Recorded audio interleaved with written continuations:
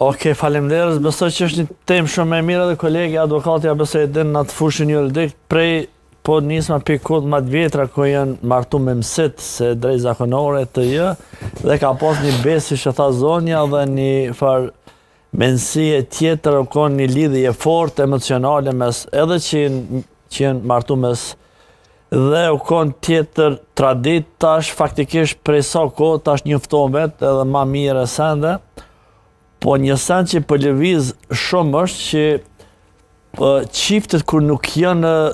të nivellit të njëjtë njerëzor, akademik, profesional, po njofton ad hoc apo rastësisht apo në forma tjera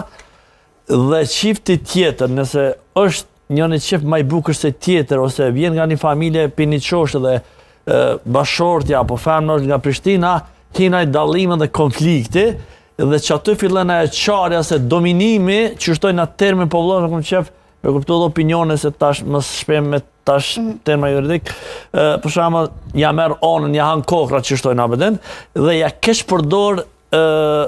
besimin dhe respektin ja merë dopsi, femna, mosh, apo anasedla, që është e donshme dhe që mund me ndikue direkt në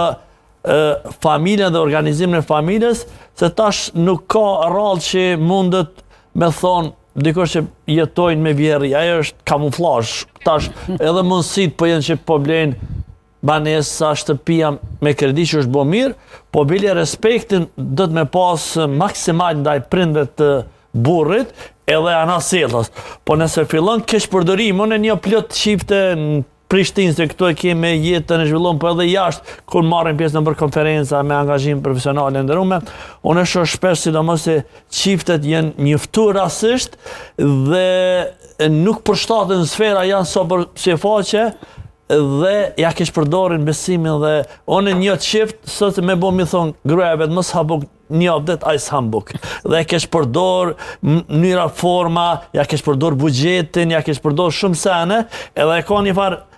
fasade, mask, abedin, tjetër qyrë sillet dhe gjithmonë anon ka prindrit, ka familja vetë. Po mendoj që kjo mundet me qenë edhe reciproka. Po reciproka, po them shumica nëse nuk unë kisha thonë edhe vetë, tonis për vetit, nëse nuk je për atë femë, do të me ditë vetën kush je, njerëzor profesional, se ti mund me njoftu me një femër, po shumë sfera të s'mund më përshtat me ta dhe së një ban